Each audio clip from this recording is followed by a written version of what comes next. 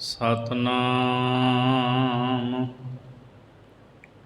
ਸ੍ਰੀ ਵਾਹਿਗੁਰੂ ਸਾਹਿਬ ਜੀ। ਲਖ ਦਰਿਆਓ ਕਵਾਓ ਵਿੱਚ ਅਤ ਅਸਗਾਹ ਅਥਾਹ ਵਹੰਦੇ।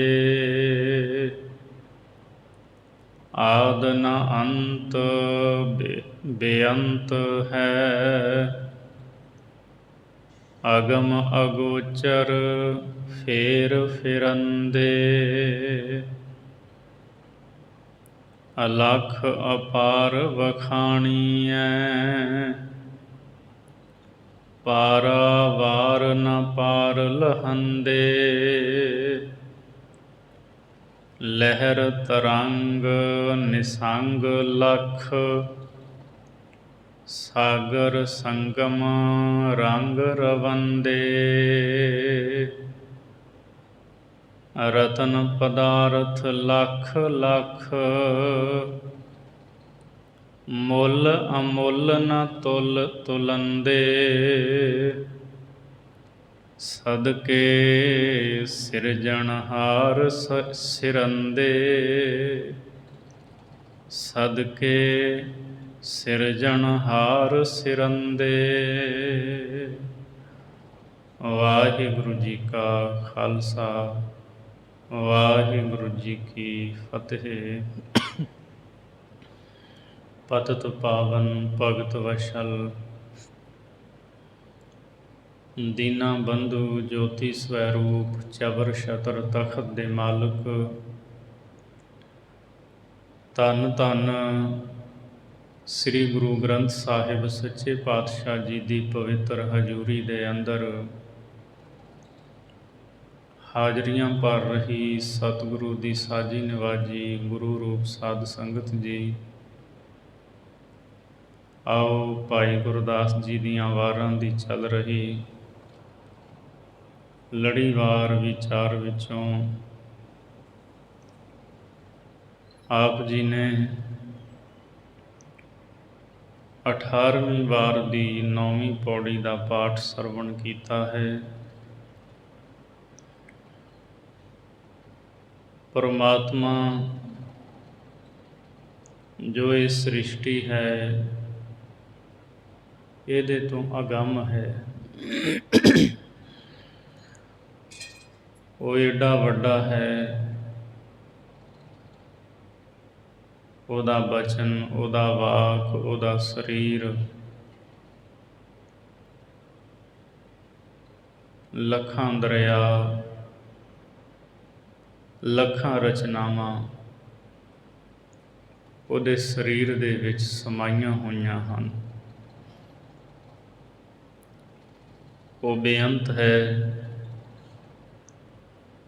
ਭਾਈ ਗੁਰਦਾਸ ਜੀ ਕਹਿੰਦੇ ਉਹਦੇ ਤੋਂ ਸਦਾ ਸਦਕੇ ਜਾਈਏ, ਵਾਰਨੇ ਬਲਿਹਾਰਨੇ ਜਾਈਏ। ਜਿਹੜਾ ਏਡਾ ਵੱਡਾ ਹੈ, ਉਹਦਾ ਰਾਜ ਬਹੁਤ ਵੱਡਾ ਹੈ। ਸੋ ਆਓ ਭਾਈ ਗੁਰਦਾਸ ਸਾਹਿਬ ਜੀ 9ਵੀਂ ਪੌੜੀ ਰਾਹੀਂ ਪਰਮਾਤਮਾ ਨੂੰ ਬੇਅੰਤ ਕਥਨ ਕਰ ਰਹੇ ਹਨ। ਵਾਹਿਗੁਰੂ ਜੀ। ਲਖ ਦਰਿਆਓ ਕਵਾਓ ਵਿੱਚ, ਅਤ ਅਸਗਾਹ ਅਥਾਹ ਵਹੰਦੇ। ਭਾਈ ਗੁਰਦਾਸ ਸਾਹਿਬ ਜੀ ਕਹਿੰਦੇ ਹੈ, ਪਰਮਾਤਮਾ ਦੇ ਇੱਕ ਬੋਲ ਦੇ ਵਿੱਚ, ਇੱਕ ਵਾਕ ਦੇ ਵਿੱਚ ਲੱਖਾਂ ਦਰਿਆ, ਬੜੇ ਡੂੰਘੇ, ਜਿਨ੍ਹਾਂ ਦਾ ਕੋਈ ਥਾਂ ਨਹੀਂ, ਐਸੇ ਦਰਿਆ ਵਹਿੰਦੇ ਹੈ। ਉਹ ਇੱਕ ਵਾਕ ਦੇ ਨਾਲ ਕਈ ਦਰਿਆ ਪੈਦਾ ਕਰ ਦਿੰਦਾ ਹੈ, ਬਣਾ ਦਿੰਦਾ ਹੈ। ਅਤੇ ਲੱਖਾਂ ਦਰਿਆ ਇਹ ਉਹਦੇ ਵਿੱਚ ਹੀ ਵਗ ਰਹੇ ਨੇ, ਉਹਦੇ ਸਰੀਰ ਦੇ ਵਿੱਚ। ਕਵਾਓ ਦਾ ਇੱਥੇ ਭਾਵ-ਅਰਥ ਵਿਦਵਾਨਾਂ ਨੇ ਸਰੀਰ ਵੀ ਕੀਤਾ ਹੈ। ਮਾਲਕ ਪਰਮਾਤਮਾ ਏਡਾ ਵੱਡਾ ਹੈ ਵੀ ਉਹਦੇ ਵਾਕ ਰੂਪੀ ਸਰੀਰ ਦੇ ਵਿੱਚ ਲੱਖਾਂ ਹੀ ਡੂੰਘੇ ਅਥਾਹ ਦਰਿਆ ਵਹਿੰਦੇ ਹੈ, ਏਡਾ ਵੱਡਾ ਹੈ ਉਹ। ਆਦ ਨ ਅੰਤ ਬੇਅੰਤ ਹੈ, ਅਗਮ ਅਗੋਚਰ ਫੇਰ ਫਿਰੰਦੇ। ਪ੍ਰਭੂ ਦਾ ਕੋਈ ਆਦ ਅੰਤ ਨਹੀਂ, ਉਹ ਬੇਅੰਤ ਹੈ, ਅਗਮ ਅਗੋਚਰ ਹੈ, ਇੰਦਰੀਆਂ ਦੀ ਪਹੁੰਚ ਤੋਂ ਪਰੇ, ਮਨ ਦੀ ਪਹੁੰਚ ਤੋਂ ਪਰੇ ਹੈ। ਤੇ ਲੱਖਾਂ ਹੀ ਦਰਿਆ, ਲੱਖਾਂ ਸ਼ਿਵ ਜੀ, ਲੱਖਾਂ ਬ੍ਰਹਮੇ ਵਿਸ਼ਨੂੰ, ਅਗਮ ਅਗੋਚਰ ਜੋ ਸਾਗਰ ਰੂਪ ਹੈ ਨਾ ਪਰਮਾਤਮਾ, ਇਹ ਉਹਦੇ ਵਿੱਚ ਹੀ ਹਨ ਸਾਰੇ। ਉਹਦੇ ਵਿੱਚ ਘੁੰਮਣ ਘੇਰੀਆਂ ਵਿੱਚ ਪਏ ਰਹਿੰਦੇ ਹੈ, ਪਰ ਅੰਤ ਨਹੀਂ ਲੱਭ ਸਕਦੇ। ਕਲਗੀਧਰ ਮਹਾਰਾਜ ਜੀ ਦਾ ਅਸੀਂ ਬਚਨ ਸਾਰੇ ਪੜ੍ਹਦੇ ਹਾਂ। ਕਾਲ ਪੁਰਖ ਕੀ ਦੇਹ ਮੋਹ, ਕੋਟਕ ਬਿਸਨ ਮਹੇਸ਼। ਮਹਾਰਾਜ ਜੀ ਕਹਿੰਦੇ ਨੇ ਅਕਾਲ ਪੁਰਖ ਪਰਮਾਤਮਾ ਦੇ ਸਰੀਰ ਦੇ ਵਿੱਚ ਕਰੋੜਾਂ ਹੀ ਵਿਸ਼ਨੂੰ ਤੇ ਮਹੇਸ਼ ਹਨ। ਕਾਲ ਪੁਰਖ ਕੀ ਦੇਹ ਮੋਹ, ਕੋਟਕ ਬਿਸਨ ਮਹੇਸ਼। ਕੋਟ ਇੰਦਰ ਬ੍ਰਹਮਾ ਕਿਤੇ, ਰਵ ਸਸ ਕਰੋੜ ਜਲੇਸ। ਕਰੋੜਾਂ ਇੰਦਰ, ਕਰੋੜਾਂ ਬ੍ਰਹਮੇ, ਕਰੋੜਾਂ ਹੀ ਸੂਰਜ, ਕਰੋੜਾਂ ਚੰਦਰਮੇ, ਕਰੋੜਾਂ ਸਮੁੰਦਰ ਦਰਿਆ ਉਹਦੀ ਦੇਹੀ ਦੇ ਵਿੱਚ, ਉਹਦੇ ਸਰੀਰ ਦੇ ਵਿੱਚ ਹਨ। ਭਾਈ ਗੁਰਦਾਸ ਜੀ ਕਹਿੰਦੇ ਉਹ ਏਡਾ ਵੱਡਾ ਹੈ, ਉਹਦਾ ਕੋਈ ਆਦ ਅੰਤ ਨਹੀਂ, ਬੇਅੰਤ ਹੈ, ਅਗਮ ਅਗੋਚਰ ਹੈ। ਤੇ ਉਸ ਅਗਮ ਅਗੋਚਰ ਵੱਡੇ ਦੇ ਵਿੱਚ ਲੱਖਾਂ ਹੀ ਬ੍ਰਹਮੇ ਇਤਿਆਦਿਕ ਜਿਹੜੇ ਹੈ, ਵਿਸ਼ਨੂੰ ਇਤਿਆਦਿਕ ਨੇ, ਉਹ ਘੁੰਮਣ ਘੇਰੀ ਵਿੱਚ ਫਿਰਦੇ ਰਹਿੰਦੇ ਹੈ, ਰੱਬ ਦਾ ਅੰਤ ਨਹੀਂ ਲੱਭ ਪਾਉਂਦੇ। ਅਲਖ ਅਪਾਰ ਵਖਾਣੀਐ, ਪਾਰਾਵਾਰ ਨ ਪਾਰ ਲਹੰਦੇ। ਅਕਾਲ ਪੁਰਖ ਨੂੰ ਅਲਖ ਅਪਾਰ ਕਿਹਾ ਜਾਂਦਾ ਹੈ, ਸਾਰੇ ਉਹਨੂੰ ਅਲਖ ਅਪਾਰ ਕਹਿੰਦੇ ਹੈ। ਉਹਦਾ ਕੋਈ ਪਾਰਾਵਾਰ ਨਹੀਂ, ਅਥਵਾ ਉਹਦੇ ਪਾਰਾਵਾਰ ਦਾ ਕੋਈ ਪਾਰ ਨਹੀਂ ਲੈ ਸਕਦਾ।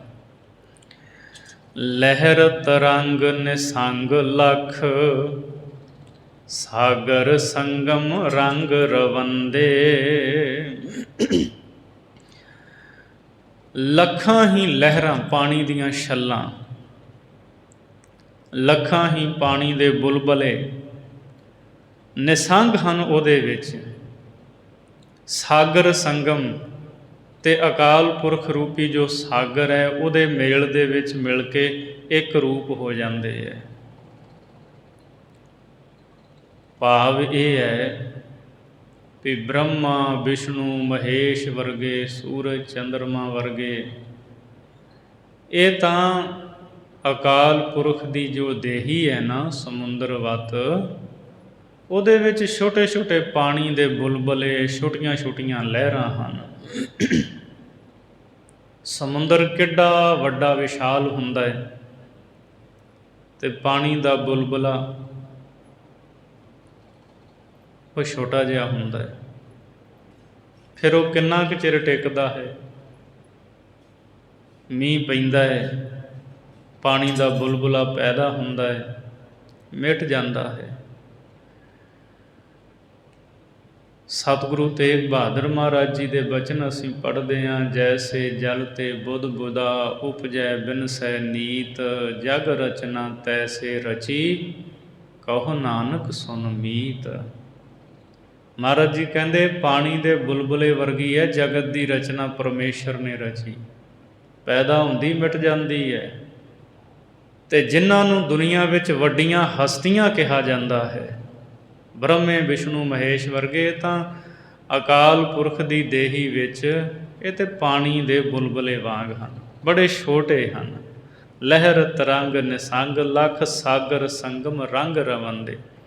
ਅਤੇ ਫਿਰ ਜਿਵੇਂ ਸਮੁੰਦਰ ਦੀਆਂ ਵੱਡੀਆਂ ਛੱਲਾਂ, ਜਿਵੇਂ ਸਮੁੰਦਰ ਦੀ ਰਵਾਨੀ ਹੁੰਦੀ ਨਾ, ਉਸੇ ਤਰ੍ਹਾਂ ਉਹ ਲਹਿਰਾਂ, ਉਹ ਬੁਲਬੁਲੇ ਧੱਕੇ ਖਾਂਦੇ ਫਿਰਦੇ ਹੈ। ਪਰਮਾਤਮਾ ਦੀ ਜਿਵੇਂ ਮਰਜ਼ੀ ਹੁੰਦੀ ਹੈ, ਇਹ ਉਹ ਉੱਦਾਂ ਹੀ, ਇਹ ਉੱਦਾਂ ਭਟਕਦੇ ਫਿਰਦੇ ਹੈ। ਰੱਬ ਦਾ ਅੰਤ ਨਹੀਂ ਇਹ ਲੱਭ ਪਾਉਂਦੇ। ਸੋ ਰੰਗ ਰਵੰਦੇ ਦਾ ਭਾਵ ਫਿਰ ਅਖੀਰ ਜਦੋਂ ਮਿਟਦੇ ਹੈ ਉਹਦੇ ਵਿੱਚ ਹੀ ਮਿਲ ਜਾਂਦੇ ਹੈ। ਰਤਨ ਪਦਾਰਥ ਲੱਖ ਲੱਖ, ਮੁੱਲ ਅਮੁੱਲ ਨ ਤੁਲ ਤੁਲੰਦੇ। ਸਾਗਰ ਰੂਪ ਪਰਮਾਤਮਾ ਦੇ ਵਿੱਚ ਲੱਖਾਂ ਹੀ ਰਤਨ, ਲੱਖਾਂ ਹੀ ਪਦਾਰਥ ਹਨ। ਗੁਣਾਂ ਦੇ ਰਤਨ, ਵੈਰਾਗ ਇਤਿਆਦਿਕ ਪਦਾਰਥ ਲੱਖਾਂ ਹੀ ਨੇ ਉਹਦੇ ਵਿੱਚ। ਜਿਵੇਂ ਸਮੁੰਦਰ ਤੋਂ ਕੀਮਤੀ ਰਤਨ ਲੱਭਦੇ ਆ ਨਾ, ਇਸੇ ਤਰ੍ਹਾਂ ਅਕਾਲ ਪੁਰਖ ਦੀ ਦੇਹੀ ਦੇ ਵਿੱਚ ਲੱਖਾਂ ਹੀ ਰਤਨ ਪਦਾਰਥ ਹਨ, ਜਿਹੜੇ ਮੁੱਲ ਤੋਂ ਅਮੁੱਲ ਹਨ। ਕੋਈ ਮੁੱਲ ਨਹੀਂ ਕੀਤਾ ਜਾ ਸਕਦਾ ਉਹਨਾਂ ਰਤਨਾਂ ਪਦਾਰਥਾਂ ਦਾ, ਉਹਨਾਂ ਗੁਣਾਂ ਦਾ ਕੋਈ ਮੁੱਲ ਨਹੀਂ ਹੈ। ਨਾ ਤੁਲ ਤੁਲੰਦੇ, ਅਤੇ ਕਿਸੇ ਤੋਲ ਨਾਲ, ਕੀਮਤ ਨਾਲ ਵੀ ਉਹ ਤੋਲੇ ਨਹੀਂ ਜਾ ਸਕਦੇ, ਦੱਸਿਆ ਨਹੀਂ ਜਾ ਸਕਦਾ ਉਹਨਾਂ ਦੀ ਕੀਮਤ ਬਾਰੇ। ਸਦਕੇ ਸਿਰਜਣਹਾਰ ਸਿਰੰਦੇ। ਭਾਈ ਗੁਰਦਾਸ ਸਾਹਿਬ ਜੀ ਫਰਮਾਉਂਦੇ ਹੈ, ਕਹਿੰਦੇ ਅਸੀਂ ਸਿਰਜਣਹਾਰ ਤੋਂ ਕੁਰਬਾਨ ਜਾਂਦੇ ਹਾਂ। ਕਰਤੇ ਤੋਂ, ਸਿਰੰਦੇ ਦਾ ਮਤਲਬ ਕਰਤਾ, ਬਣਾਉਣ ਵਾਲਾ, ਸਿਰਜਣਹਾਰ, ਉਹਦੇ ਤੋਂ ਮੈਂ ਕੁਰਬਾਨ ਜਾਂਦਾ ਹਾਂ, ਜਿਹੜਾ ਏਡਾ ਵੱਡਾ ਹੈ। ਬਾਕੀ ਸਾਰਾ ਕੁਝ ਤਾਂ ਪਾਣੀ ਦੇ ਬੁਲਬੁਲੇ ਅਤੇ ਤਰੰਗਾਂ ਵਰਗਾ ਹੈ, ਉਹਦੇ ਵਿੱਚ ਮੈਂ ਬਲਿਹਾਰ ਹਾਂ, ਕੁਰਬਾਨ ਹਾਂ। ਅਗਲੀ ਪੌੜੀ ਦੇ ਵਿੱਚ ਭਾਈ ਗੁਰਦਾਸ ਸਾਹਿਬ ਜੀ ਅੰਮ੍ਰਿਤ ਬਚਨ ਦਰਜ ਕਰਦੇ ਹੈ। ਪਰਵਦਗਾਰ ਸਲਾਹੀਐ, ਸਿਰਠ ਉਪਾਈ ਰੰਗ ਬਿਰੰਗੀ। ਪਰਵਦਗਾਰ ਕਹਿੰਦੇ ਆ ਜਿਹੜਾ ਪਾਲਣ ਵਾਲਾ ਹੈ। ਕੀੜੀ ਤੋਂ ਲੈ ਕੇ ਹਾਥੀ ਤੱਕ, ਛੋਟੇ ਤੋਂ ਛੋਟੇ ਜੀਵ ਤੋਂ ਲੈ ਕੇ ਵੱਡੇ ਤੋਂ ਵੱਡੇ ਜੀਵ ਤੱਕ ਸਾਰਿਆਂ ਦੀ ਪਾਲਣਾ ਕਰਦਾ ਪਰਮਾਤਮਾ। ਭਾਈ ਸਾਹਿਬ ਜੀ ਕਹਿੰਦੇ ਪਾਲਣਾ ਕਰਨ ਵਾਲੇ ਪਰਮਾਤਮਾ ਦੀ ਸਾਰੇ ਸਿਫਤ ਕਰੀਏ, ਸਲਾਹੀਏ, ਉਹਦੀ ਸਲਾਹੁਤਾ ਕਰਿਆ ਕਰੀਏ। ਸਿਰਠ ਉਪਾਈ ਰੰਗ ਬਿਰੰਗੀ, ਅਤੇ ਰੰਗ ਬਿਰੰਗੀ ਭਾਵ ਅਨੇਕ ਰੰਗਾਂ ਦੀ ਉਹਨੇ ਇਹ ਸ੍ਰਿਸ਼ਟੀ ਪੈਦਾ ਕੀਤੀ ਹੈ। ਇੱਕੇ ਰੰਗ ਦੀ ਨਹੀਂ, ਕਈ ਤਰ੍ਹਾਂ ਦੀ। ਆਪਾਂ ਰੋਜ਼ ਸਤਿਗੁਰੂ ਦਾ ਇਹ ਬਚਨ ਪੜ੍ਹਦੇ ਹਾਂ, ਗੁਰੂ ਨਾਨਕ ਸਾਹਿਬ ਦਾ ਰਹਿਰਾਸ ਸਾਹਿਬ ਵਿੱਚ ਵੀ ਔਰ ਜਪਜੀ ਸਾਹਿਬ ਵਿੱਚ ਵੀ। ਰੰਗੀ ਰੰਗੀ ਭਾਤੀ ਕਰ ਕਰ ਜਿਨਸੀ, ਮਾਇਆ ਜਿਨ ਉਪਾਈ। ਕਰ ਕਰ ਦੇਖੈ ਕੀਤਾ ਆਪਣਾ, ਜਿਉ ਤਿਸਦੀ ਵਡਿਆਈ। ਮਹਾਰਾਜ ਕਹਿੰਦੇ ਰੰਗਾਂ ਰੰਗਾਂ ਦੀ ਉਹਨੇ ਸ੍ਰਿਸ਼ਟੀ ਪੈਦਾ ਕੀਤੀ ਹੈ। ਕਿਤੇ ਰਚਨਾ ਕਿਸੇ ਰੰਗ ਦੀ ਕੀਤੀ ਹੈ, ਕਿਤੇ ਕਿਸੇ ਰੰਗ ਦੀ ਕੀਤੀ ਹੈ। ਉਹਨੇ ਤਾਂ ਪਾਣੀ ਵੀ ਇੱਕ ਰੰਗ ਦਾ ਨਹੀਂ ਬਣਾਇਆ। ਇੱਕ ਸਮੁੰਦਰ ਦਾ ਰੰਗ ਵੱਖਰਾ ਹੈ, ਦੂਜੇ ਦਾ ਵੱਖਰਾ ਹੈ। ਪੰਛੀਆਂ ਦੇ ਰੂਪ ਰੰਗ ਵੱਖੋ ਵੱਖਰੇ ਨੇ, ਆਵਾਜ਼ਾਂ ਵੱਖਰੀਆਂ ਨੇ। ਦਰਖਤ, ਕਿੰਨੀ ਬਨਸਪਤੀ ਹੈ। ਤੋ ਰੰਗਾਂ ਰੰਗਾਂ ਦੀ ਵਾਹਿਗੁਰੂ ਨੇ ਇਹ ਸ੍ਰਿਸ਼ਟੀ ਪੈਦਾ ਕੀਤੀ ਹੈ। ਰਾਜਕ ਰਿਜਕ ਸਬਾਹੇ ਦਾ, ਸਭਨਾ ਦਾਤ ਕਰੇ ਅਣਮੰਗੀ। ਰਾਜਕ ਕਹਿੰਦੇ ਰਿਜਕ ਦੇਣ ਵਾਲਾ। ਰਿਜਕ ਦੇਣ ਵਾਲਾ ਕੌਣ ਹੈ? ਇੱਕ ਪਰਮਾਤਮਾ। ਰਿਜਕ ਦੇਣ ਵਾਲਾ ਪਰਮਾਤਮਾ ਸਾਰਿਆਂ ਦੇ ਤਾਈਂ ਰੋਜੀ ਪਹੁੰਚਾਉਂਦਾ ਹੈ। ਉਹ ਸਾਰਿਆਂ ਨੂੰ ਰੋਟੀ ਪਹੁੰਚਾਉਂਦਾ ਹੈ। ਸਭਨਾ ਦਾਤ ਕਰੇ ਅਣਮੰਗੀ, ਅਤੇ ਸਾਰਿਆਂ ਨੂੰ ਅਣਮੰਗੀ ਦਾਤ ਦਿੰਦਾ ਹੈ। ਬਿਨਾਂ ਹੀ ਮੰਗਣ ਤੋਂ ਉਹ ਦਾਤਾਂ ਦਿੰਦਾ, ਝੋਲੀਆਂ ਭਰਦਾ ਹੈ। ਕਿੰਨੀਆਂ ਦਾਤਾਂ ਪਰਮਾਤਮਾ ਨੇ ਬਿਨਾਂ ਮੰਗਣ ਤੋਂ ਦਿੱਤੀਆਂ ਸਾਨੂੰ। ਸਾਡਾ ਇਹ ਸਰੀਰ ਵੀ ਸਾਡੀ ਮਰਜ਼ੀ ਨਹੀਂ ਸੀ ਜਨਮ ਲੈਣਾ ਦੁਨੀਆ ਵਿੱਚ, ਇਹ ਮਾਲਕ ਦੀ ਮਰਜ਼ੀ ਹੈ। ਬਿਨਾਂ ਮੰਗਿਆ ਉਹਨੇ ਇਹ ਕੀਮਤੀ ਸਰੀਰ ਦਿੱਤਾ ਮਾਲਕ ਵਾਹਿਗੁਰੂ ਨੇ। ਰਹਿਣ ਸਹਿਣ ਲਈ ਇਹ ਧਰਤੀ ਦਿੱਤੀ, ਆਕਸੀਜਨ ਦਿੱਤੀ, ਕਦੇ ਇਹਦੇ ਵਾਸਤੇ ਅਰਦਾਸ ਨਹੀਂ ਕੀਤੀ। ਊਰਜਾ ਮਿਲਦੀ ਹੈ ਸਾਨੂੰ, ਸੂਰਜ ਦਿੱਤਾ, ਸੂਰਜ ਦੀਆਂ ਕਿਰਨਾਂ ਬਖਸ਼ੀਆਂ। ਅਣਮੰਗੀ ਦਾ ਮਤਲਬ ਮੰਗੀਆਂ ਹੀ ਨਹੀਂ ਜਿਹੜੀਆਂ ਦਾਤਾਂ, ਅਣਮੰਗੀਆਂ ਦਾਤਾਂ ਪਰਮਾਤਮਾ ਦਿੰਦਾ ਹੈ। ਉਹ ਏਡਾ ਵੱਡਾ ਕਿਰਪਾਲੂ ਬਿਨਾਂ ਹੀ ਮੰਗਿਆਂ ਦਿੰਦਾ ਹੈ। ਸਾਰਿਆਂ ਦੀ ਰੋਜੀ ਰੋਟੀ ਉਹਨਾਂ ਦੇ ਥਾਂ ਥਾਈਂ ਪਹੁੰਚਾਉਂਦਾ ਹੈ। ਸੈਲ ਪੱਥਰ ਮਹਿ ਜੰਤ ਉਪਾਏ, ਤਾ ਕਾ ਰਿਜ਼ਕ ਆਗੈ ਕਰ ਧਰਿਆ। ਉੱਥੇ ਵੀ ਉਹਨਾਂ ਦੀ ਰੋਜੀ ਰੋਟੀ ਰੱਖੀ ਹੈ ਪਰਮਾਤਮਾ ਨੇ, ਜੇ ਪੱਥਰਾਂ ਵਿੱਚ ਕੀੜੇ ਪੈਦਾ ਕੀਤੇ ਨੇ। ਸੋ ਪਰਮਾਤਮਾ ਏਡਾ ਦਿਆਲੂ ਕਿਰਪਾਲੂ ਹੈ, ਉਹ ਬਖਸ਼ਿਸ਼ਾਂ ਕਰਦਾ ਹੈ। ਕਿਸੈ ਜਿਵੇਹਾ ਨਾਹੇ ਕੋ, ਦੁਬਿਧਾ ਅੰਦਰ ਮੰਦੀ ਚੰਗੀ। ਭਾਈ ਗੁਰਦਾਸ ਜੀ ਕਹਿੰਦੇ ਵੇਖੋ ਉਹਦੀ ਕਾਰੀਗਰੀ ਵੇਖੋ, ਉਹਨੇ ਕਿਸੇ ਵਰਗਾ ਕੋਈ ਦੂਜਾ ਪੈਦਾ ਹੀ ਨਹੀਂ ਕੀਤਾ। ਇੱਕ ਬੰਦਾ ਦੂਜੇ ਨਾਲ ਰਲਦਾ ਮਿਲਦਾ ਨਹੀਂ, ਉਹਦਾ ਮੂੰਹ ਮੁਹਾਂਦਰਾ ਮੂੰਹ ਮੱਥਾ ਨਹੀਂ ਰਲਦਾ। ਰੁੱਖਾਂ ਦੇ ਪੱਤੇ ਨਾਲ ਪੱਤਾ ਨਹੀਂ ਮਿਲਦਾ। ਸਾਰੀ ਸ੍ਰਿਸ਼ਟੀ ਦੇ ਵਿੱਚ ਕੋਈ ਕਿਸੇ ਦੇ ਨਾਲ ਮੇਲ ਨਹੀਂ ਖਾਂਦਾ। ਜਿਨ੍ਹਾਂ ਨੂੰ ਆਪਾਂ ਕਹਿੰਦੇ ਵੀ ਨਾ ਵੀ ਆਹ ਇੱਕੋ ਜਿਹੇ ਨੇ, ਉਹ ਸਾਡੀਆਂ ਅੱਖਾਂ ਭੁਲੇਖਾ ਖਾ ਜਾਂਦੀਆਂ, ਉਹ ਇੱਕੋ ਜਿਹੇ ਹੁੰਦੇ ਨਹੀਂ। ਉਹਨਾਂ ਦੇ ਫਿੰਗਰਪ੍ਰਿੰਟ ਵੇਖੋ ਵੱਖੋ ਵੱਖਰੇ ਹੋਣਗੇ। ਜੋ ਕੁਝ ਵੀ ਪਰਮਾਤਮਾ ਨੇ ਬਣਾਇਆ, ਜਿਹੜੀ ਚੀਜ਼ ਇੱਕ ਬਣਾ ਦਿੱਤੀ ਉਹ ਇੱਕੋ ਹੀ ਹੈ, ਦੂਜੀ ਉਹਦੇ ਵਰਗੀ ਨਹੀਂ ਹੈ। ਦੁਨੀਆ ਵਿੱਚ ਕੋਈ ਮੂਰਤੀਆਂ ਬਣਾਉਂਦਾ ਹੈ, ਸਾਜੋ ਸਮਾਨ ਬਣਦਾ ਹੈ, ਇੱਕ ਵਸਤੂ ਵਰਗੀ ਕਈ ਵਸਤੂਆਂ ਨੂੰ ਬੰਦਾ ਬਣਾ ਦਿੰਦਾ। ਪਰ ਪਰਮਾਤਮਾ ਨੇ ਜਿਹੜੀ ਇਹ ਸ੍ਰਿਸ਼ਟੀ ਬਣਾਈ ਹੈ ਨਾ, ਭਾਈ ਗੁਰਦਾਸ ਜੀ ਕਹਿੰਦੇ ਜਿਹੜੀ ਚੀਜ਼ ਇੱਕ ਵਾਰ ਬਣਾ ਦਿੱਤੀ, ਦੂਜੀ ਉਹਦੇ ਤੋਂ ਵੱਖਰੀ ਬਣਾਈ ਹੈ, ਦੂਜੀ ਉਹਦੇ ਵਰਗੀ ਬਣਾਈ ਹੀ ਨਹੀਂ ਹੈ। ਕਿਸੇ ਜਿਵੇਹਾ ਨਾਹੇ ਕੋ, ਕਿਸੇ ਵਰਗਾ ਕੋਈ ਦੂਜਾ ਨਹੀਂ ਹੈ। ਕਿਸੇ ਦਾ ਰੂਪ ਰੰਗ ਆਪਸ ਵਿੱਚ ਸੁਭਾਅ ਨਹੀਂ ਮਿਲਦਾ। ਦੁਬਿਧਾ ਅੰਦਰ ਮੰਦੀ ਚੰਗੀ। ਅਤੇ ਬਹੁਤ ਸਾਰੀ ਸ੍ਰਿਸ਼ਟੀ ਐਸੀ ਹੈ ਜਿਹੜੀ ਦੁਵੈਤ ਦੇ ਅੰਦਰ ਕੋਈ ਤਾਂ ਮੰਦੀ ਸ੍ਰਿਸ਼ਟੀ ਹੈ, ਭਾਵ ਉਹ ਆਸੁਰੀ ਸੰਪਦਾ ਨੂੰ ਧਾਰਨ ਵਾਲੀ ਹੈ, ਅਤੇ ਕੋਈ ਚੰਗੀ ਹੈ, ਦੈਵੀ ਗੁਣਾਂ ਨੂੰ ਧਾਰਨ ਵਾਲੀ ਹੈ। ਜਿਵੇਂ ਆਪਾਂ ਜਪਜੀ ਸਾਹਿਬ ਵਿੱਚ ਪੌੜੀਆਂ ਅਸੰਖ ਵਾਲੀਆਂ ਪੜ੍ਹਦੇ ਹਾਂ, ਅਸੰਖ ਜਪ, ਅਸੰਖ ਭਾਉ, ਅਸੰਖ ਪੂਜਾ, ਅਸੰਖ ਤਪ ਤਾਉ, ਅਸੰਖ ਗ੍ਰੰਥ ਮੁਖ ਵੇਦ ਪਾਠ, ਦੈਵੀ ਗੁਣਾਂ ਵਾਲਿਆਂ ਦਾ ਬਿਆਨ ਕੀਤਾ। ਅਤੇ ਫਿਰ ਆਸੁਰੀ ਸੰਪਦਾ ਵਾਲੇ ਜਿਹੜੇ ਨੇ ਉਹਨਾਂ ਦਾ ਵੀ ਜ਼ਿਕਰ ਕੀਤਾ। ਅਸੰਖ ਮੂਰਖ ਅੰਧ ਘੋਰ, ਅਸੰਖ ਚੋਰ ਹਰਾਮ ਖੋਰ, ਅਸੰਖ ਗਲ ਵੱਢ ਹੱਤਿਆ ਕਮਾਹੇ, ਅਸੰਖ ਪਾਪੀ ਪਾਪ ਕਰ ਜਾਹੇ, ਅਸੰਖ ਕੂੜਿਆਰ ਕੂੜੇ ਫਿਰਾਹੇ, ਅਸੰਖ ਮਲੇਸ਼ ਮਲ ਭਖ ਖਾਹੇ, ਅਸੰਖ ਨਿੰਦਕ ਸਿਰ ਕਰਹਿ ਭਾਰ, ਨਾਨਕ ਨੀਚ ਕਹਿ ਵਿਚਾਰ, ਵਾਰਿਆ ਨਾ ਜਾਵਾ ਏਕ ਵਾਰ, ਜੋ ਤੁਧ ਭਾਵੈ ਸਾਈ ਭਲੀ ਕਾਰ, ਤੂੰ ਸਦਾ ਸਲਾਮਤ ਨਿਰੰਕਾਰ। ਆਸੁਰੀ ਸੰਪਦਾ ਵਾਲਿਆਂ ਦਾ ਜ਼ਿਕਰ ਕੀਤਾ ਹੈ। ਭਾਈ ਗੁਰਦਾਸ ਜੀ ਕਹਿੰਦੇ ਚੰਗੀ ਸ੍ਰਿਸ਼ਟੀ ਵੀ ਹੈ ਅਤੇ ਮੰਦੇ ਸੁਭਾਅ ਨੂੰ ਧਾਰਨ ਕਰਨ ਵਾਲੀ ਉਹ ਵੀ ਹੈ। ਪਾਰ ਬ੍ਰਹਮ ਨਿਰਲੇਪ ਹੈ, ਪੂਰਨ ਬ੍ਰਹਮ ਸਦਾ ਸਹਿ ਲੰਗੀ। ਪਾਰ ਬ੍ਰਹਮ ਪਰਮਾਤਮਾ ਜੋ ਕੁਝ ਉਹਨੇ ਰਚਿਆ ਹੈ, ਵਸਦਾ ਤਾਂ ਇਹਦੇ ਵਿੱਚ ਹੈ, ਪਰ ਇਹਦੇ ਤੋਂ ਨਿਰਲੇਪ ਹੈ, ਉਹ ਵੱਖਰਾ ਹੈ।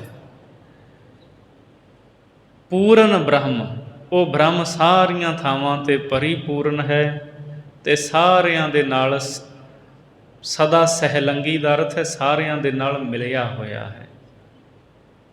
ਹੈ ਨਿਰਲੇਪ, ਪਰ ਹੈ ਵੀ ਮਿਲਿਆ ਹੋਇਆ। ਵਰਨਾ ਚਿਹਨਾ ਬਾਹਰਾ, ਸਭਨਾ ਅੰਦਰ ਹੈ ਸਰਬੰਗੀ। ਵਰਨ ਚਿਹਨ ਤੋਂ ਉਹ ਬਾਹਰਾ ਹੈ। ਵਰਨ ਜਿਹੜੇ 4 ਵਰਨ ਨੇ, ਬ੍ਰਾਹਮਣ ਖੱਤਰੀ ਵੈश्य ਸ਼ੂਦਰ, ਇਹਦੇ ਤੋਂ ਵੀ ਬਾਹਰਾ, ਅਥਵਾ ਵਰਨ ਦਾ ਅਰਥ ਹੁੰਦਾ ਰੰਗ। ਉਹ ਰੂਪ ਰੰਗ ਚੱਕਰ ਚਿਹਨ ਤੋਂ ਬਾਹਰਾ ਹੈ।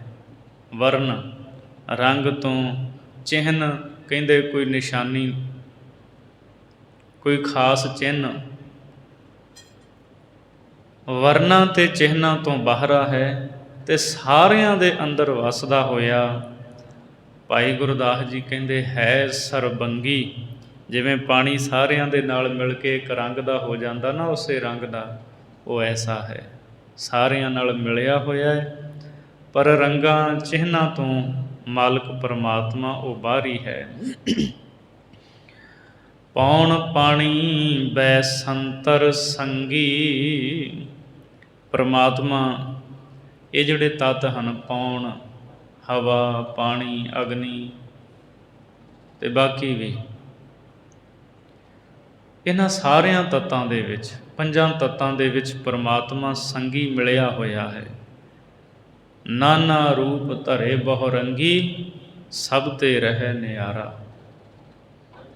ਕਈ ਰੂਪ ਉਹਨੇ ਧਾਰਨ ਕੀਤੇ ਹੈ, ਪਰ ਹੈ ਸਾਰਿਆਂ ਤੋਂ ਨਿਆਰਾ, ਸਾਰਿਆਂ ਤੋਂ ਵੱਖਰਾ ਹੈ, ਸਾਰਿਆਂ ਨਾਲ ਮਿਲਿਆ ਹੋਇਆ ਹੈ, ਉਹ ਐਸਾ ਹੈ।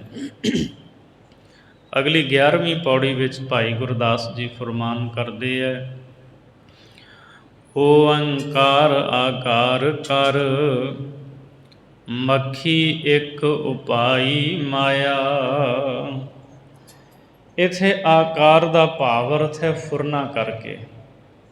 ਓਅੰਕਾਰ ਪਰਮਾਤਮਾ ਨੇ ਫੁਰਨਾ ਕਰਕੇ ਇੱਕ ਜਿਹੜੀ ਮੱਖੀ ਹੈ ਉਹ ਪੈਦਾ ਕੀਤੀ। ਮੱਖੀ ਕਿਹੜੀ ਹੈ? ਮਾਇਆ। ਮੱਖੀ ਇੱਕ ਉਪਾਈ ਮਾਇਆ।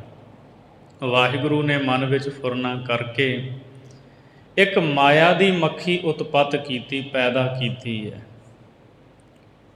ਭਾਈ ਗੁਰਦਾਸ ਨੇ ਮੱਖੀ ਕਿਉਂ ਕਿਹਾ? ਕਿਉਂਕਿ ਜਿਹੜੀ ਮੱਖੀ ਹੁੰਦੀ ਹੈ ਨਾ ਖਾਲਸਾ ਜੀ, ਉਹ ਇੱਕ ਥਾਂ 'ਤੇ ਟਿਕ ਕੇ ਨਹੀਂ ਬੈਠਦੀ। ਉਹ ਕਦੇ ਕਿਸੇ ਥਾਂ 'ਤੇ, ਕਦੇ ਕਿਸੇ ਥਾਂ 'ਤੇ ਜਾ ਕੇ ਬੈਠਦੀ ਹੈ। ਤਾਂ ਮਾਇਆ ਨੂੰ ਕਿਹਾ ਹੈ ਵੀ ਇਹ ਮੱਖੀ ਹੈ, ਛਲ ਰੂਪ ਹੈ। ਫਿਰ ਮੱਖੀ ਦੁਰਗੰਧੀ ਦੇ ਉੱਤੇ, ਕੂੜੇ ਦੇ ਢੇਰ 'ਤੇ ਬਹੁਤਾ ਬਹਿੰਦੀ ਹੈ। ਧੰਨ ਗੁਰੂ ਗ੍ਰੰਥ ਸਾਹਿਬ ਜੀ ਦੀ ਬਾਣੀ ਵਿੱਚ ਸਤਿਗੁਰੂ ਦਾ ਬਚਨ ਹੈ, ਮਾਖੀ ਰਾਮ ਕੀ ਤੂੰ ਮਾਖੀ। ਐ ਮੱਖੀ, ਐ ਮਾਇਆ, ਪੈਦਾ ਤਾਂ ਤੂੰ ਰਾਮ ਪਰਮੇਸ਼ਰ ਦੀ ਕੀਤੀ ਹੋਈ ਹੈ। ਜਹ ਦੁਰਗੰਧ ਤਹਾਂ ਤੂੰ ਬੈਸਹਿ। ਜਿੱਥੇ ਦੁਰਗੰਧੀ ਹੁੰਦੀ ਹੈ ਉੱਥੇ ਜਾ ਕੇ ਤੂੰ ਬੈਠਦੀ ਹੈ। ਮਹਾਂ ਵਿਖਿਆ ਮਦ ਚਾਖੀ। ਤੇ ਵਿਖਿਆ ਜ਼ਹਿਰ ਨੂੰ, ਮਦ ਨਸ਼ਾ ਜਾਂ ਹੰਕਾਰ, ਉਹਨੂੰ ਹੀ ਤੂੰ ਚਖਣ ਵਾਲੀ ਹੈ। ਭਾਈ ਗੁਰਦਾਸ ਜੀ ਕਹਿੰਦੇ ਹੈ ਜਿਹੜੀ ਮਾਇਆ ਹੈ ਨਾ, ਇਹ ਮੱਖੀ ਪਰਮਾਤਮਾ ਨੇ ਪੈਦਾ ਕੀਤੀ ਹੈ। ਭਾਵ ਜਿੱਥੇ ਵਿਸ਼ੇ ਵਿਕਾਰ ਹੁੰਦੇ ਹੈ ਉੱਥੇ ਮਾਇਆ ਦਾ ਬਹੁਤ ਜ਼ਿਆਦਾ ਪ੍ਰਭਾਵ ਹੁੰਦਾ ਹੈ। ਔਰ ਮਾਇਆਧਾਰੀ ਜਿਹੜਾ ਹੁੰਦਾ ਹੈ ਉਹ ਵਿਸ਼ੇ ਵਿਕਾਰਾਂ ਦੇ ਵਿੱਚ ਬਹੁਤ ਜ਼ਿਆਦਾ ਫਸਿਆ ਹੁੰਦਾ ਹੈ।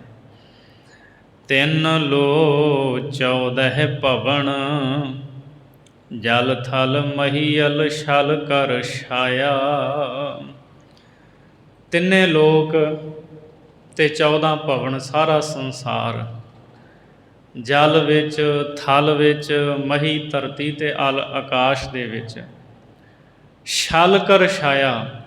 ਭਾਈ ਗੁਰਦਾਸ ਜੀ ਕਹਿੰਦੇ ਇਹਨਾਂ ਸਾਰੇ ਹੀ ਥਾਵਾਂ ਤੇ ਛਲ ਕਰਨ ਵਾਲੀ ਜਿਹੜੀ ਮਾਇਆ ਨਾ, ਇਹਨੇ ਛਲ ਕਰਨ ਰੂਪ ਛਾਂ ਕੀਤੀ ਹੋਈ ਹੈ। ਇਹ ਛਾਂ ਕਰ ਰੱਖਦੀ ਹੈ, ਛਲ ਹਰੇਕ ਨੂੰ ਛਲਦੀ ਹੈ। ਭਾਵੇਂ ਜਿਹੜੇ ਮਰਜ਼ੀ ਹੋਣ, ਸਾਰਿਆਂ ਦੇ ਉੱਤੇ ਇਸ ਮਾਇਆ ਨੇ ਆਪਣੀ ਛਲ ਰੂਪ ਛਾਇਆ ਕਰ ਰੱਖੀ ਹੈ। ਭਾਵ ਸਾਰਿਆਂ ਦੇ ਉੱਤੇ ਇਹ ਮਾਇਆ ਆਪਣਾ ਪ੍ਰਭਾਵ ਪਾਉਂਦੀ ਹੈ। ਇਹ ਇਹੋ ਜਿਹੀ ਹੈ। ਬ੍ਰਹਮਾ ਬਿਸ਼ਨ ਮਹੇਸ਼ ਤ੍ਰੈ, 10 ਅਵਤਾਰ ਬਜ਼ਾਰ ਨਚਾਇਆ। ਇਸ ਮਾਇਆ ਤੋਂ ਬਚਿਆ ਕੋਈ ਨਹੀਂ। ਬ੍ਰਹਮਾ, ਵਿਸ਼ਨੂੰ, ਮਹੇਸ਼, ਇਹ ਤਿੰਨੇ ਤੇ ਹੋਰ ਜਿਹੜੇ ਮੁੱਖ 10 ਅਵਤਾਰ ਹੋਏ ਹੈ, ਇਹਨਾਂ ਸਾਰਿਆਂ ਨੂੰ ਸੰਸਾਰ ਬਾਜ਼ਾਰ ਦੇ ਵਿੱਚ ਇਸ ਮਾਇਆ ਨੇ ਨਚਾਇਆ ਹੈ। ਮਾਇਆ ਦੇ ਪ੍ਰਭਾਵ ਕਰਕੇ ਇਹ ਨੱਚਦੇ ਫਿਰਦੇ, ਭਟਕਦੇ ਫਿਰਦੇ ਰਹੇ ਹੈ। ਇਹ ਮਾਇਆ ਉਹਨਾਂ 'ਤੇ ਪ੍ਰਭਾਵ ਪਾ ਕੇ ਉਹਨਾਂ ਨੂੰ ਆਪਣੀ ਮਰਜ਼ੀ ਮੁਤਾਬਕ ਚਲਾ ਲੈਂਦੀ ਹੈ। ਪਰਮਾਤਮਾ 'ਤੇ ਇਸ ਮਾਇਆ ਦਾ ਕੋਈ ਪ੍ਰਭਾਵ ਨਹੀਂ, ਅਤੇ ਜਿਹੜੇ ਪ੍ਰਭੂ ਦੇ ਨਾਲ ਇੱਕਮਿਕ ਹੋ ਗਏ ਆ ਨਾ ਬਾਬਾ ਕਬੀਰ ਸਾਹਿਬ ਵਰਗੇ, ਉਹਨਾਂ 'ਤੇ ਇਹ ਪ੍ਰਭਾਵ ਨਹੀਂ ਪਾਉਂਦੀ। ਬਾਬਾ ਕਬੀਰ ਸਾਹਿਬ ਨੇ ਕਿਹਾ ਜਿਹੜੀ ਮਾਇਆ ਨਾ ਬੜੇ ਰੂਪ ਧਾਰ ਕੇ ਮੇਰੇ ਕੋ ਆਈ ਹੈ, ਪਰ ਕਹਿੰਦੇ ਮਾਲਕ ਦੀ ਕਿਰਪਾ ਦਾ ਨਾਲ ਮੈਂ ਬਚਿਆ ਰਿਹਾ ਹਾਂ। ਨੱਕ ਹੋ ਕਾਟੀ ਕੰਨ ਹੋ ਕਾਟੀ ਕਾਟ ਕੂਟ ਕੈ ਡਾਰੀ, ਕਹੋ ਕਬੀਰ ਸੰਤਨ ਕੀ ਬੈਰਨ ਤੀਨ ਲੋਕ ਕੀ ਪਿਆਰੀ। ਕਹਿੰਦੇ ਨੱਕ ਕੰਨ ਵੱਢ ਦਿੱਤੇ ਮੈਂ, ਸੰਤਾਂ ਦੀ ਇਹ ਵੈਰਨ ਹੈ, ਤਿੰਨਾਂ ਲੋਕਾਂ ਦੀ ਪਿਆਰੀ ਹੈ, ਹਰ ਕੋਈ ਇਹਨੂੰ ਪਿਆਰ ਕਰਦਾ। ਇੱਕ ਜੜ ਮਾਇਆ, ਇੱਕ ਚੇਤਨ ਮਾਇਆ ਹੈ। ਜੜ ਮਾਇਆ ਵੀ ਭਰਮਾ ਲੈਂਦੀ ਹੈ ਅਤੇ ਚੇਤਨ ਮਾਇਆ ਵੀ ਭਰਮਾ ਲੈਂਦੀ ਹੈ, ਅਤੇ ਵੱਡੇ ਵੱਡੇ ਚੇਤਨ ਮਾਇਆ ਦੇ ਵਿੱਚ ਭਰਮ ਜਾਂਦੇ ਹੈ, ਜੜ ਮਾਇਆ ਵਿੱਚ ਭਰਮ ਜਾਂਦੇ ਹੈ, ਥਿੜਕ ਜਾਂਦੇ ਆਪਣੇ ਰਾਹ ਤੋਂ, ਰਸਤੇ ਤੋਂ। ਸੋ ਭਾਈ ਸਾਹਿਬ ਜੀ ਕਹਿੰਦੇ ਇਹਨੇ ਛੱਡਿਆ ਕੋਈ ਨਹੀਂ ਹੈ। ਬ੍ਰਹਮਾ ਵਿਸ਼ਨੂੰ ਮਹੇਸ਼ 10 ਅਵਤਾਰ ਇਹਨੇ ਬਾਜ਼ਾਰਾਂ 'ਚ ਨਚਾਏ ਹੈ, ਸੰਸਾਰ ਬਾਜ਼ਾਰ ਵਿੱਚ। ਜਦੋਂ ਆਪਾਂ ਬ੍ਰਹਮਾ ਵਿਸ਼ਨੂੰ ਮਹੇਸ਼ 10 ਅਵਤਾਰ ਇਹਨਾਂ ਬਾਰੇ ਪੜ੍ਹਾਂਗੇ ਤਾਂ ਇਹਨਾਂ ਦੀਆਂ ਕਥਾਵਾਂ ਜੋ ਪੁਰਾਣਾਂ ਵਿੱਚ ਜ਼ਿਕਰ ਆਉਂਦਾ ਹੈ, ਸਾਰਾ ਕੁਝ ਪਤਾ ਲੱਗ ਜਾਂਦਾ ਹੈ। ਬ੍ਰਹਮੇ ਵਰਗੇ ਐਸੇ ਡੋਲੇ ਸਰਸਵਤੀ ਦੇ ਉੱਤੇ ਲੁਭਾਏਮਾਨ ਹੋ ਜਾਂਦੇ ਹੈ, ਸ਼ਿਵ ਜੀ ਵਰਗੇ। ਸੋ ਬਹੁਤ ਉਹਨਾਂ ਦੀਆਂ ਕਥਾ ਕਹਾਣੀਆਂ ਨੇ। ਇਹ ਮਾਇਆ ਨੇ ਪ੍ਰਭਾਵ ਪਾਇਆ ਸਾਰਿਆਂ 'ਤੇ। ਜਤੀ ਸਤੀ ਸੰਤੋਖੀਆ, ਸਿੱਧਨਾਥ ਬਹੁ ਪੰਥ ਪਵਾਇਆ। ਸੋ ਇਸੇ ਤਰ੍ਹਾਂ ਜਿਹੜੇ ਜਤੀ ਕਹਾਉਣ ਵਾਲੇ, ਸਤੀ ਲੋਕ, ਆਪਣੇ ਆਪ ਨੂੰ ਸੰਤੋਖੀ ਕਹਾਉਣ ਵਾਲੇ, ਸਿੱਧ ਲੋਕ, ਨੌਨਾਥ, ਬਹੁ ਪੰਥ ਪਵਾਇਆ। ਇਹਨਾਂ ਨੂੰ ਬਹੁਤ ਸਾਰੇ ਪੰਥ ਭੇਖਾਂ ਦੇ ਵਿੱਚ ਇਸ ਮਾਇਆ ਨੇ ਭਵਾਇਆ ਹੈ। ਇਹਨਾਂ ਦੀ ਮੱਤ ਮਾਰ ਛੱਡੀ ਮਾਇਆ ਨੇ। ਇਹ ਪਾਉਂਦੇ ਰਹੇ ਹੈ, ਕਦੀ ਕਿਸੇ ਇੱਕ ਰਾਹ ਨੂੰ ਛੱਡ ਕੇ ਦੂਜੇ ਰਾਹ ਨੂੰ ਉਹ 'ਤੇ ਚੱਲ ਪਏ, ਦੂਜੇ ਨੂੰ ਛੱਡ ਕੇ ਤੀਜੇ 'ਤੇ ਚੱਲ ਪਏ। ਇੱਦਾਂ ਨਾ ਇਸ ਮਾਇਆ ਨੇ ਜਤੀ ਸਤੀ ਤਪਸਵੀ ਜਿਹੜੇ ਸਿੱਧਨਾਥ, ਉਹਨਾਂ ਨੂੰ ਬਹੁਤ ਹੀ ਜ਼ਿਆਦਾ ਭਵਾਇਆ ਹੈ। ਕਾਮ ਕ੍ਰੋਧ ਵਿਰੋਧ ਵਿੱਚ, ਲੋਭ ਮੋਹ ਕਰ ਧਰੋਹ ਲੜਾਇਆ। ਭਾਈ ਗੁਰਦਾਸ ਸਾਹਿਬ ਜੀ ਕਹਿੰਦੇ ਆ, ਕਾਮ ਕ੍ਰੋਧ ਦੇ ਝਗੜਿਆਂ ਦੇ ਵਿੱਚ, ਲੋਭ ਅਤੇ ਮੋਹ ਦੀ ਫਾਹੀ ਦੇ ਵਿੱਚ ਫਸੇ ਹੋਏ ਲੋਕ ਜਿਹੜੇ ਨੇ ਆਪਸ ਵਿੱਚ ਵਿਰੋਧ ਕਰਕੇ, ਫਿਰ ਧਰੋਹ ਕਰਕੇ ਲੜਦੇ ਹੈ। ਇਸ ਮਾਇਆ ਨੇ ਲੜਾ ਦਿੱਤਾ ਉਹਨਾਂ ਨੂੰ। ਕਾਮ ਵਿੱਚ, ਕ੍ਰੋਧ ਵਿੱਚ ਅਤੇ ਵਿਰੋਧ ਵਿੱਚ ਪਏ ਹੋਏ ਲੋਕ, ਲੋਭ ਅਤੇ ਮੋਹ ਦੀਆਂ ਫਾਹੀਆਂ ਵਿੱਚ ਪਏ, ਧਰੋਹ ਕਰਕੇ, ਇਸ ਧਰੋਹ ਛਲ ਰੂਪ, ਧੋਖੇ ਰੂਪ ਇਸ ਮਾਇਆ ਨੇ ਉਹਨਾਂ ਨੂੰ ਆਪੋ ਵਿੱਚ ਲੜਾ ਦਿੱਤਾ। ਮਾਇਆ ਕਰਕੇ ਆਪਸ ਵਿੱਚ ਲੜਦੇ ਹੈ। ਬਾਣੀ ਦਾ ਬਚਨ ਹੈ, ਕਿਸ ਹੀ ਵਾਦ ਘਾਟ ਕਿਸ ਹੀ ਪਹਿ, ਸਗਲੇ ਲਰ ਲਰ ਮੂਆ। ਪ੍ਰਤੱਖ ਵੀ ਜਿਹੜੀ ਮਾਇਆ ਨਾ, ਕਿਸੇ ਕੋ ਵੱਧ ਕਿਸੇ ਕੋ ਘੱਟ, ਲੋਕੀ ਇਹਦੇ ਪਿੱਛੇ ਲੜ ਲੜ ਕੇ ਮਰਦੇ ਪਏ ਹੈ। ਕੋਈ ਇਹਦਾ ਮਾਲਕ ਬਣ ਜਾਂਦਾ ਕੁਝ ਸਮੇਂ ਲਈ, ਆਪਣੇ ਆਪ ਨੂੰ ਮਾਲਕ ਸਮਝਦਾ, ਪਰ ਅਸਲ ਵਿੱਚ ਹੁੰਦਾ ਨਹੀਂ। ਨਾਰ ਮਰੈ ਤੋ ਖਸਮ ਨਾ ਰੋਵੈ, ਉਸ ਰਖਵਾਰਾ ਔਰੋ ਹੋਵੈ। ਪਰਮਾਤਮਾ ਨੇ ਜਿਹੜੀ ਮਾਇਆ ਪੈਦਾ ਕੀਤੀ ਹੈ, ਇਸ ਮਾਇਆ ਦਾ ਜਦੋਂ ਕੋਈ ਇੱਕ ਮਰ ਜਾਂਦਾ, ਕੋਈ ਹੋਰ ਰਖਵਾਲਾ ਬਣ ਜਾਂਦਾ ਹੈ। ਇਹ ਦੁਨੀਆ ਇਸੇ ਤਰ੍ਹਾਂ ਆਈ ਜਾਈ ਤੁਰੀ ਰਹਿੰਦੀ ਹੈ। ਪਰ ਮਾਇਆ ਦੇ ਪ੍ਰਭਾਵ ਤੋਂ ਵਿਰਲੇ ਹੀ ਹੈ ਜਿਹੜੇ ਬਚੇ ਨੇ, ਰੱਬ ਦੀ ਬੰਦਗੀ ਕਰਨ ਵਾਲੇ। ਉਹ ਪ੍ਰੇਮਾ ਭਗਤੀ ਦੇ ਰਸਤੇ ਦੇ ਉੱਤੇ ਚੱਲਦੇ ਰਹਿੰਦੇ ਹੈ। ਆਪਾਂ ਜੋ ਸਤਿਗੁਰੂ ਦਾ ਬਚਨ ਪੜ੍ਹਿਆ, ਖਸਮ ਮਰੈ, ਉਹ ਇਹ ਸ਼ਬਦ ਹੈ, ਖਸਮ ਮਰੈ ਤੋ ਨਾਰ ਨਾ ਰੋਵੈ। ਜਦੋਂ ਇਹਦਾ ਮਾਲਕ ਮਰ ਜਾਂਦਾ, ਫਿਰ ਇਹ ਰੋਂਦੀ ਨਹੀਂ ਮਾਇਆ। ਉਸ ਰਖਵਾਰਾ ਔਰੋ ਹੋਵੇ, ਕਿਉਂਕਿ ਉਹਦਾ ਕੋਈ ਰਾਖਾ ਹੋਰ ਬਣ ਜਾਂਦਾ ਹੈ। ਸੋ ਲੋਭ ਮੋਹ ਧਰੋਹ ਦੇ ਵਿੱਚ ਇਹ ਆਪਸ ਵਿੱਚ ਲੜਾ ਦਿੰਦੀ ਹੈ। ਹਉਮੈ ਅੰਦਰ ਸਭ ਕੋ ਸੇ ਰਹੋ ਘਟ ਨ ਕਿਨੈ ਅਖਾਇਆ। ਭਾਈ ਗੁਰਦਾਸ ਜੀ ਕਹਿੰਦੇ ਸਾਰੇ ਹਉਮੈ ਵਿੱਚ ਨੇ। ਆਮ ਸੰਸਾਰੀ ਬੰਦੇ ਕੀ ਜਿਹੜੀਆਂ ਜਿਨ੍ਹਾਂ ਨੂੰ ਵੱਡੀਆਂ ਹਸਤੀਆਂ ਕਹਿੰਦੇ ਆ, ਬ੍ਰਹਮਾ ਵਿਸ਼ਨੂੰ ਮਹੇਸ਼, ਉਹ ਵੀ ਹਉਮੈ ਵਿੱਚ ਨੇ, ਹੰਕਾਰ ਦੇ ਵਿੱਚ ਨੇ। ਸੇਰਹੁ ਘਟ ਨਾ ਕਿਨੈ ਅਖਾਇਆ। ਤੇ ਕੋਈ ਵੀ ਬੰਦਾ ਆਪਣੇ ਆਪ ਨੂੰ ਸ਼ੇਰ ਤੋਂ ਘੱਟ ਨਹੀਂ ਕਹਾਉਂਦਾ। 15 ਛਟਾਂਕ ਤਾਂ ਕੋਈ ਮੰਨਦਾ ਹੀ ਨਹੀਂ ਆਪਣੇ ਆਪ ਨੂੰ। ਹਰ ਕੋਈ ਕਹਿੰਦਾ 16 ਛਟਾਂਕ ਹੀ ਆ, ਪੂਰਾ ਸ਼ੇਰ, ਮੈਂ ਪੂਰਾ ਹਾਂ। ਘਾਟ ਨਾ ਕਿਨਹੀ ਕਹਾਇਆ, ਸਭ ਕਹਿਤੇ ਹੈ ਪਾਇਆ। ਸਾਰੇ ਕਹਿੰਦੇ ਵੀ ਮੈਂ ਪ੍ਰਾਪਤੀ ਕਰ ਲਈ। ਕੋਈ ਆਪਣੇ ਆਪ ਨੂੰ ਘੱਟ ਨਹੀਂ ਅਖਵਾਉਂਦਾ ਦੁਨੀਆ ਵਿੱਚ। ਹੰਕਾਰ ਵਿੱਚ ਨੇ, ਹਰ ਬੰਦਾ ਕਹਿੰਦਾ ਮੈਂ ਵੱਡਾ ਹਾਂ। ਕਾਰਨ ਕਰਤੇ ਆਪ ਲੁਕਾਇਆ। ਪਰ ਇਹ ਹੰਕਾਰ ਕਰਨ ਵਾਲੇ ਲੋਕਾਂ ਨੂੰ ਇਸ ਗੱਲ ਦਾ ਗਿਆਨ ਨਹੀਂ ਹੈ ਕਿ ਜੋ ਕਾਰਨ ਹੈ ਨਾ, ਉਹ ਕਰਤੇ ਨੇ ਆਪਣੇ ਹੱਥ ਵਿੱਚ ਰੱਖਿਆ ਹੋਇਆ ਹੈ। ਕਾਰਨ ਕਰਤੇ ਆਪ ਲੁਕਾਇਆ, ਆਪਣੇ ਹੱਥ ਵਿੱਚ ਉਹਨੇ ਸਾਰੇ ਕਾਰਨ ਲੁਕਾਏ ਹੋਏ ਨੇ। ਕਾਰਨ ਕਰਤੇ ਵਸ ਹੈ, ਜਿਨ ਕਲ ਰੱਖੀ ਧਾਰ। ਜਿਹੜਾ ਸ਼ਕਤੀ ਨੂੰ ਧਾਰ ਕੇ ਰੱਖਦਾ ਹੈ, ਸਾਰੇ ਕਾਰਨ ਉਹਦੇ ਵਸ ਨੇ। ਕਿਉਂਕਿ ਕਾਰਨ ਹੋਵੇਗਾ ਤਾਂ ਕਾਰਜ ਬਣੇਗਾ ਨਾ, ਤੇ ਕਾਰਨ ਉਹਦੇ ਹੱਥ ਵਿੱਚ ਨੇ ਤੇ ਕਾਰਜ ਕੋਈ ਬਣ ਨਹੀਂ ਸਕਦਾ। ਸਾਰੇ ਕਾਰਨ ਉਹਦੇ ਹੱਥ ਵਿੱਚ ਨੇ। ਤੇ ਜਦੋਂ ਕਾਰਨ ਉਹਦੇ ਹੱਥ ਵਿੱਚ ਹੈ, ਫਿਰ ਬੰਦਾ ਕਿਵੇਂ ਦਾਅਵਾ ਕਰ ਸਕਦਾ ਕਿ ਮੈਂ ਆਹ ਕੁਝ ਕਰ ਸਕਦਾ, ਆਹ ਬਣਾ ਸਕਦਾ? ਕਿਉਂਕਿ ਮੂਲ ਜਿਹਦੇ ਤੋਂ ਕਾਰਜ ਹੋਣਾ ਉਹ ਬੰਦੇ ਦੇ ਵੱਸ ਵਿੱਚ ਨਹੀਂ ਹੈ। ਸੋ ਸਭ ਕੁਝ ਪਰਮਾਤਮਾ ਦੇ ਹੱਥ ਦੇ ਵਿੱਚ ਹੈ। ਅਗਲੀ 12ਵੀਂ ਪੌੜੀ ਵਿੱਚ ਭਾਈ ਗੁਰਦਾਸ ਸਾਹਿਬ ਜੀ ਪਰਮਾਤਮਾ ਦੇ ਅਬਚਲ ਅਟਲ ਰਾਜ ਦੀ ਗੱਲ ਕਰਦੇ ਹੈ। ਪਾਤ ਸਾਹਾਂ ਪਾਤ ਸਾਹੋ ਹੈ, ਅਬਚਲ ਰਾਜ ਵੱਡੀ ਪਾਤਸ਼ਾਹੀ। ਭਾਈ ਸਾਹਿਬ ਜੀ ਫਰਮਾਉਂਦੇ ਪਰਮਾਤਮਾ ਪਾਤਸ਼ਾਹਾਂ ਦਾ ਵੱਡਾ ਪਾਤਸ਼ਾਹ ਹੈ। ਅਬਚਲ ਰਾਜ, ਉਹਦਾ ਰਾਜ ਅਚਲ ਹੈ। ਅਬਚਲ ਦਾ ਮਤਲਬ ਅਵਿਨਾਸ਼ੀ ਹੈ। ਉਹਦਾ ਰਾਜ ਕਦੇ ਨਾਸ਼ ਹੋਣ ਵਾਲਾ ਨਹੀਂ। ਕੋ ਹਰ ਸਮਾਨ ਨਹੀਂ ਰਾਜਾ, ਇਹ ਭੂਪਤ ਸਭ ਦਿਵਸ ਚਾਰ ਕੇ ਝੂਠੇ ਕਰਤ ਦਿਵਾਜਾ। ਉਹਦੇ ਵਰਗਾ ਤਾਂ ਕੋਈ ਸ਼ਹਿਨਸ਼ਾਹ ਹੈ ਹੀ ਨਹੀਂ। ਦੁਨੀਆ ਦੇ ਰਾਜੇ ਤਾਂ ਝੂਠੇ ਨੇ, 4 ਕੁ ਦਿਨ ਰਾਜ ਕਰਦੇ ਆ, ਫਿਰ ਕਿਸੇ ਹੋਰ ਦਾ ਰਾਜ ਆ ਜਾਂਦਾ, ਤੁਰ ਜਾਂਦੇ, ਮਰ ਮੁੱਕ ਜਾਂਦੇ ਹੈ।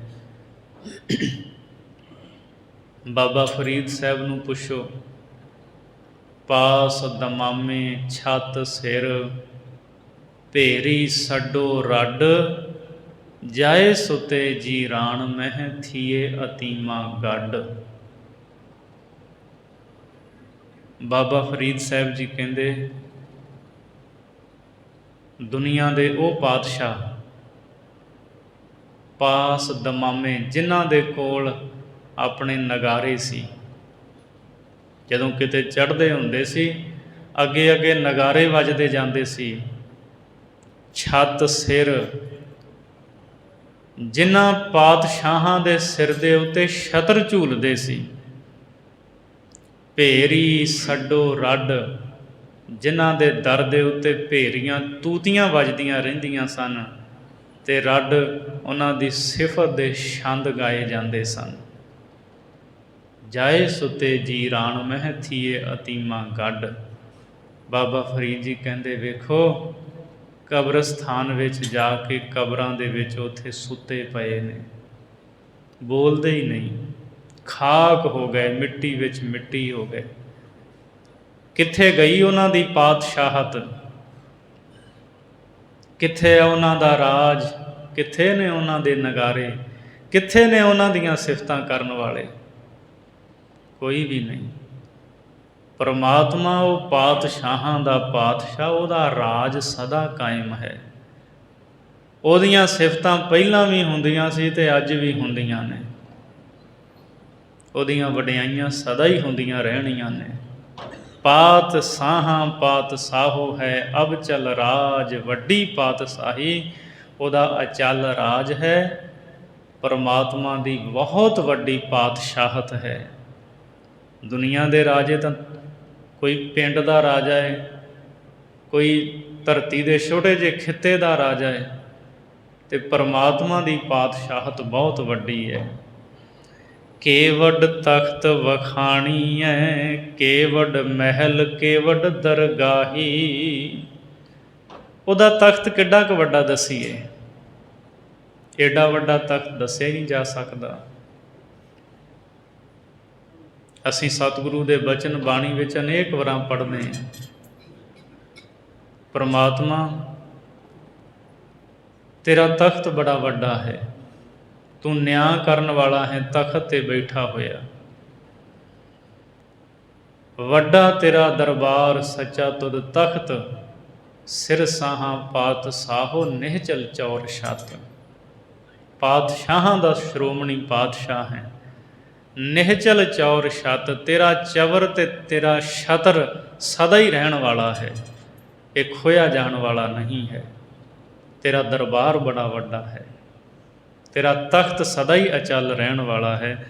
ਸੋ ਭਾਈ ਸਾਹਿਬ ਜੀ ਕਹਿੰਦੇ ਕਿੱਡਾ ਕੁ ਵੱਡਾ ਦੱਸੀਏ ਵੀ ਉਹਦਾ ਤਖਤ ਕਿੱਡਾ ਕੁ ਹੈ। ਕੇਵਡ ਮਹਿਲ, ਉਹਦਾ ਜਿਹੜਾ ਮੰਦਰ ਮਹਿਲ ਹੈ ਉਹ ਕਿੱਡਾ ਕੁ ਹੈ, ਇਹ ਵੀ ਨਹੀਂ ਦੱਸਿਆ ਜਾ ਸਕਦਾ। ਕੇਵਡ ਦਰਗਾਹੀ, ਅਤੇ ਉਹਦਾ ਦਰਗਾਹੀ ਦਰਬਾਰ ਜਿੱਥੇ ਬਹਿ ਕੇ ਉਹ ਨਿਆਂ ਕਰਦਾ ਹੈ, ਉਹ ਕਿੱਡਾ ਕੁ ਵੱਡਾ ਦੱਸੀਏ। ਕੇਵਡ ਸਿਫਤ ਸਲਾਹੀ ਹੈ, ਕੇਵਡ ਮਾਲ ਮੁਲਕ ਅਵਗਾਹੀ। ਦਰਗਾਹੀ ਦਾ ਅਰਥ ਵਿਦਵਾਨ ਮੁਸਾਹਿਬ ਵੀ ਕਰਦੇ ਆ ਵੀ ਪਰਮਾਤਮਾ ਦੇ ਉਹਦੇ ਮੁਸਾਹਿਬ ਕਿੰਨੇ ਕੁ ਨੇ, ਕਿੱਡੇ ਕੁ ਵੱਡੇ ਵੀ ਨਹੀਂ ਦੱਸੇ ਜਾ ਸਕਦੇ। ਕੇਵਡ ਸਿਫਤ ਸਲਾਹੀ ਹੈ, ਕੀ ਕੀ ਕਹਿ ਕੇ ਉਹਦੀ ਸਿਫਤ ਸਲਾਹ ਕਰੀਏ, ਉਹਦੀ ਸਿਫਤ ਕਿੱਡੀ ਕੁ ਵੱਡੀ ਹੈ ਇਹ ਵੀ ਨਹੀਂ ਦੱਸਿਆ ਜਾ ਸਕਦਾ। ਕੇਵਡ ਮਾਲ ਮੁਲਕ ਅਵਗਾਹੀ, ਉਹਦਾ ਸਾਜੋ ਸਮਾਨ ਕਿੰਨਾ ਕੁ ਹੈ, ਕਿੱਡਾ ਕੁ ਹੈ।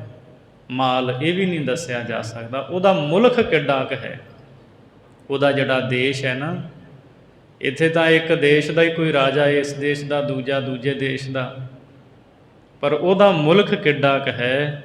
ਅਵਗਾਹੀ ਕੀ ਵਿਚਾਰ ਕਰੀਏ, ਸਾਰਾ ਕੁਝ ਬੇਅੰਤ ਹੈ। ਕੇਵਡ ਮਾਣ ਮਹਤ ਹੈ, ਕੇਵਡ ਲਸਕਰ ਸੇਵ ਸਿਪਾਹੀ। ਮਾਣ ਮਹੱਤ, ਉਹਦਾ ਤੇਜ ਪ੍ਰਤਾਪ ਕਿੱਡਾ ਕੁ ਹੈ। ਮਾਣ ਉਹਦੀ ਵਡਿਆਈ, ਉਹਦੀ ਮਹੱਤਤਾ, ਸਿਫਤਾਂ ਕਿੱਡੀਆਂ ਕੁ ਨੇ। ਉਹਦਾ ਤੇਜ ਪ੍ਰਤਾਪ ਅਤੇ ਉਹਦੀ ਵਡਿਆਈ ਕਿੱਡੀ ਹੈ, ਇਹ ਵੀ ਨਹੀਂ ਦੱਸੀ ਜਾ ਸਕਦੀ। ਕੇਵਡ ਲਸਕਰ ਸੇਵ ਸਿਪਾਹੀ, ਲਸਕਰ ਕਹਿੰਦੇ ਫੌਜ ਨੂੰ, ਉਹਦੀ ਫੌਜ ਕਿੱਡੀ ਕੁ ਵੱਡੀ ਹੈ, ਅਤੇ ਉਹਦੇ ਹਜ਼ੂਰੀ ਸੇਵਾਦਾਰ ਕਿੱਡੇ ਕੁ ਵੱਡੇ ਹੈ, ਕਿੰਨੇ ਕੁ ਹੈ। ਔਰ ਇਸੇ ਤਰ੍ਹਾਂ ਸਿਪਾਹੀ ਅਤੇ ਉਹਦੇ ਜਿਹੜੇ ਸਿਪਾਹੀ ਨੇ ਉਹ ਕਿੰਨੇ ਕੁ ਨੇ, ਨਹੀਂ ਦੱਸਿਆ ਜਾ ਸਕਦਾ। ਹੁਕਮੈ ਅੰਦਰ ਸਭ ਕੋ, ਕੇਵਡ ਹੁਕਮ ਨਾ ਬੇਪਰਵਾਹੀ। ਭਾਈ ਗੁਰਦਾਸ ਸਾਹਿਬ ਜੀ ਕਹਿੰਦੇ ਜਿੰਨਾ ਵੱਡਾ ਉਹਦਾ ਰਾਜ ਹੈ ਨਾ, ਜਿੰਨੀ ਵੱਡੀ ਉਹਦੀ ਫੌਜ ਹੈ, ਉਹਦਾ ਤੇਜ ਪ੍ਰਤਾਪ ਹੈ, ਇਹ ਸਾਰੀਆਂ ਗੱਲਾਂ ਗਿਣਤੀ ਮਿਣਤੀ ਤੋਂ ਬਾਹਰ ਦੀਆਂ ਨੇ, ਨਹੀਂ ਦੱਸਿਆ ਜਾ ਸਕਦਾ। ਸਾਰਾ ਕੁਝ ਪਰਮਾਤਮਾ ਦੇ ਹੁਕਮ ਦੇ ਵਿੱਚ ਹੈ। ਉਹ ਏਡਾ ਵੱਡਾ ਪਾਤਸ਼ਾਹ ਹੈ, ਉਹਦਾ ਹੁਕਮ ਕਰੋੜਾਂ ਬ੍ਰਹਿਮੰਡਾਂ ਦੇ ਵਿੱਚ ਚੱਲਦਾ ਹੈ। ਇੱਕ ਰਾਜੇ ਦਾ ਹੁਕਮ ਉਹਦੇ ਇੱਕ ਰਾਜ ਤੱਕ ਹੀ ਚੱਲਦਾ ਹੈ। ਜਦੋਂ ਉਹਦੇ ਰਾਜ ਦੀ ਹੱਦ ਮੁੱਕ ਜਾਂਦੀ ਹੈ, ਉਹਦੇ ਤੋਂ ਅੱਗੇ ਉਸ ਰਾਜੇ ਦੇ ਹੁਕਮ ਨੂੰ ਕੋਈ ਨਹੀਂ ਮੰਨਦਾ। ਸਗੋਂ ਉਹਦੇ ਰਾਜ ਵਿੱਚ ਰਹਿਣ ਵਾਲੇ ਵੀ ਉਹਦੇ ਹੁਕਮ ਤੋਂ ਬਾਗੀ ਹੋ ਜਾਂਦੇ ਆ ਵੀ ਨਹੀਂ ਮੰਨਣੀ ਤੇਰੀ ਗੱਲ, ਜੋ ਤੂੰ ਕਹੇਂਗਾ ਨਹੀਂ ਮੰਨਦੇ ਅਸੀਂ। ਔਰ ਇਹ ਆਦਿ ਕਾਲ ਤੋਂ ਹੁੰਦਾ ਆਇਆ। ਰਾਜੇ ਦੇ ਸਮੇਂ ਵਿੱਚ ਕਿੰਨੀਆਂ ਕਿੰਨੀਆਂ ਵੱਡੀਆਂ ਬਗਾਵਤਾਂ ਪੈਦਾ ਹੁੰਦੀਆਂ, ਲੋਕ ਉਹਦੇ ਰਾਜ ਵਿੱਚ ਰਹਿਣ ਵਾਲੇ ਉਹਦੇ ਹੁਕਮ ਨੂੰ ਨਹੀਂ ਮੰਨਦੇ। ਭਾਈ ਸਾਹਿਬ ਜੀ ਕਹਿੰਦੇ ਪਰਮਾਤਮਾ, ਉਹਦਾ ਹੁਕਮ ਤਾਂ ਕਰੋੜਾਂ ਬ੍ਰਹਿਮੰਡਾਂ ਵਿੱਚ ਚੱਲਦਾ ਹੈ। ਹੁਕਮੈ ਅੰਦਰ ਸਭ ਕੋ, ਸਾਰੇ ਉਹਦੇ ਹੁਕਮ ਦੇ ਵਿੱਚ ਨੇ। ਕੇਵਡ ਹੁਕਮ ਨਾ ਬੇਪਰਵਾਹੀ, ਅਤੇ ਉਹਦਾ ਹੁਕਮ ਕਿੱਡਾ ਕੁ ਵੱਡਾ ਹੈ। ਉਹਦੇ ਹੁਕਮ ਦੀ ਬੇਪਰਵਾਹੀ ਨੂੰ ਨਹੀਂ ਦੱਸਿਆ ਜਾ ਸਕਦਾ। ਬੇਪਰਵਾਹ ਹੁਕਮ ਹੈ, ਉਹਨੇ ਹੁਕਮ ਕਰ ਦਿੱਤਾ, ਉਹਨੂੰ ਕੋਈ ਮੋੜ ਨਹੀਂ ਸਕਦਾ। ਕਿਸੇ ਵਿੱਚ ਸਮਰੱਥਾ ਹੀ ਨਹੀਂ ਹੈ, ਤਾਕਤ ਨਹੀਂ ਹੈ ਉਹਦੇ ਹੁਕਮ ਨੂੰ ਮੋੜਨ ਦੀ। ਸੋ ਉਹਦੇ ਹੁਕਮ ਦੀ ਬੇਪਰਵਾਹੀ ਨੂੰ ਬਿਆਨ ਨਹੀਂ ਕੀਤਾ ਜਾ ਸਕਦਾ। ਹੋਰਸ ਪੁੱਛ ਨਾ ਮਤਾ ਨਿਬਾਹੀ। ਜਦੋਂ ਏਡਾ ਵੱਡਾ ਰਾਜ ਹੈ ਉਸ ਦਾ, ਤੇ ਭਾਈ ਗੁਰਦਾਸ ਜੀ ਕਹਿੰਦੇ ਉਹ ਕਿਸੇ ਹੋਰ ਨੂੰ ਪੁੱਛ ਕੇ ਕੋਈ ਸਲਾਹ ਨਹੀਂ ਕਰਦਾ। ਜਿਵੇਂ ਰਾਜੇ ਲੋਕ ਆਪਣੇ ਸਲਾਹਕਾਰੋਂ ਨਾਲ ਰੱਖੇ ਹੁੰਦੇ ਹੈ, ਮੰਤਰੀ ਵਜ਼ੀਰ ਹੁੰਦੇ ਹੈ, ਉਹ ਮੀਟਿੰਗ ਕਰਦੇ, ਬਹਿ ਕੇ ਸਲਾਹ ਕਰਦੇ ਵੀ ਆਹ ਕੰਮ ਆਪਾਂ ਇੱਦਾਂ ਕਰਨਾ। ਭਾਈ ਸਾਹਿਬ ਜੀ ਕਹਿੰਦੇ ਉਹ ਏਡਾ ਵੱਡਾ ਸ਼ਹਿਨਸ਼ਾਹ ਹੈ, ਉਹ ਕਿਸੇ ਨੂੰ ਨਹੀਂ ਪੁੱਛਦਾ ਕਿਹਨੂੰ ਸਾਜਣਾ ਹੈ, ਕਿਹਨੂੰ ਖਤਮ ਕਰਨਾ ਹੈ, ਉਹ ਨਹੀਂ ਪੁੱਛਦਾ। ਉਹਦੀ ਆਪਣੀ ਮਰਜ਼ੀ ਹੈ, ਜੋ ਉਹਦੀ ਮਰਜ਼ੀ ਹੁੰਦੀ ਹੈ ਉਹ ਪਰਮਾਤਮਾ ਕਰਦਾ। ਕਿਸੇ ਦੂਜੇ ਨੂੰ ਪੁੱਛ ਕੇ ਕੋਈ ਸਲਾਹ ਮਸ਼ਵਰਾ ਨਹੀਂ ਕਰਦਾ। ਉਹ ਸੁਤੰਤਰ ਹੈ, ਆਪਣੇ ਆਪ ਕਰਦਾ ਹੈ। ਉਹਦੀ ਪਾਤਸ਼ਾਹਤ ਸਭ ਤੋਂ ਵੱਡੀ ਪਾਤਸ਼ਾਹਤ ਹੈ। ਉਹਦਾ ਰਾਜ ਸਦਾ ਰਹਿਣ ਵਾਲਾ ਹੈ, ਸਦਾ ਕਾਇਮ ਹੈ। ਸਤਿਗੁਰੂ ਮਿਹਰ ਕਰਨ। ਵਿਚਾਰਾਂ ਕਰਦਿਆਂ ਹੋਈਆਂ ਭੁੱਲਾਂ ਦੀ ਖਿਮਾ ਬਖਸ਼ਣੀ ਜੀ, ਅਗਾਂ ਵਾਸਤੇ ਸੁਮਤ ਬਖਸ਼ਣੀ। ਹੁਕਮੈ ਅੰਦਰ ਸਭ ਕੋ ਕੇਵਡ ਹੁਕਮ ਨਾ ਬੇਪਰਵਾਹੀ। ਹੋਰਸ ਪੁੱਛ ਨਾ ਮਤਾ ਨਿਬਾਹੀ। ਵਾਹਿਗੁਰੂ ਜੀ ਕਾ ਖਾਲਸਾ, ਵਾਹਿਗੁਰੂ ਜੀ ਕੀ